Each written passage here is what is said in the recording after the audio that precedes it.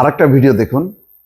একটা কথা আছে না, এইসব কথা বুঝুন দিয়ে দর্শক হয় না। না আমি সরকারের বাইরে লোক কি বলতে চাই? চুপ করে একাত্তরের কথা বলেন তো দর্শক জানে। আমি একাত্তর মিথ্যা না শুনাই। একাত্তর মিথ্যা না, মিথ্যা না। একাত্তরে এই দেশ একাত্তর কে বলে? যারা একাত্তর বলে না তারা সব পাকিস্তানের তারা একাত্তর শুনবো। আমি একাত্তরে 1,000 লক্ষ বার শুনে সেই বিষয়ে প্রমাণে করতে হবে আমার।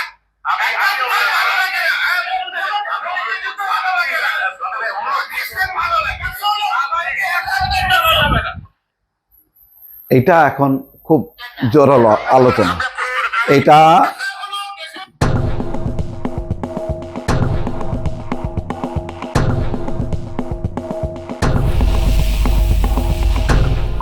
সম্প্রতি দেখেছেন যে শামসুজ্জামান দুদু বিএনপি নেতা এবং কর্নেল বাতেন জামাত নেতা, তাদের মধ্যে ক্রস। এবং ওই যে যেটা হয়, স্বাধীনতা মুক্তিযুদ্ধ প্রসঙ্গ আসলেই জামাতের নেতারা তেলে বেগুনে জ্বলে ওঠে। তারা মনে করে যে কোনো কিছুতেই স্বাধীনতা মুক্তিযুদ্ধ বলে চাপানোর চেষ্টা করা হয়, কিন্তু এটা ঐতিহাসিক সত্য, সেটা শামসুজ্জামান দুদু বলার চেষ্টা করছেন। আমি এর আগে বলেছি যে আমার ধারণা ছিল যে আওয়ামী লীগ আমলের টকশোতে যে উত্তেজনা ছিল, তখন তো মোটামুটি নিয়ন্ত্রণ সত্ত্বেও সব পথের লোকজনকে জড়ো করা হতো এবং তারা ক্রস করতো। যদিও জামাতের নেতারা আসতেন না, আসার মতন পরিবেশ ছিল না, অন্তত বিএনপির নেতারা যেতেন, কিন্তু কম সংখ্যক যেতেন। তারপরও একটা মুক্ত যে আবহাওয়াটা ছিল, এখন সেটা নেই।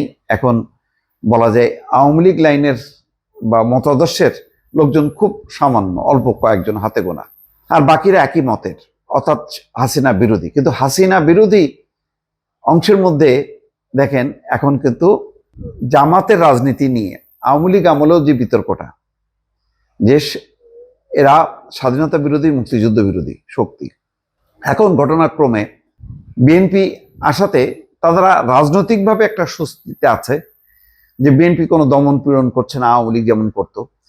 কিন্তু টকশোতে এসে কিন্তু ঠিকই তারা ওই যখন নাকি তারা নানা রকম বিএনপির বিরুদ্ধে বলার চেষ্টা করছে, বিএনপির নানা বিষয়গুলো, বিশেষ করে জুলাই সনদ বা অন্যান্য আইন শৃঙ্খলা পরিস্থিতি নিয়ে যখন নাকি তোলার চেষ্টা করছেন, তখন কিন্তু ওই তাদেরকে মানে পাল্টা যুক্তি হিসাবে তখন বলা হয় যে স্বাধীনতা মুক্তিযুদ্ধ বিরোধী শক্তি এই ধরনের কর্মকাণ্ড করছে, তারা নানাভাবে আওয়ামী লীগের সাথেও এখন যোগাযোগ তারা রক্ষা করছে এবং এই ধরনের একটা বিশৃঙ্খলা তৈরি করছে।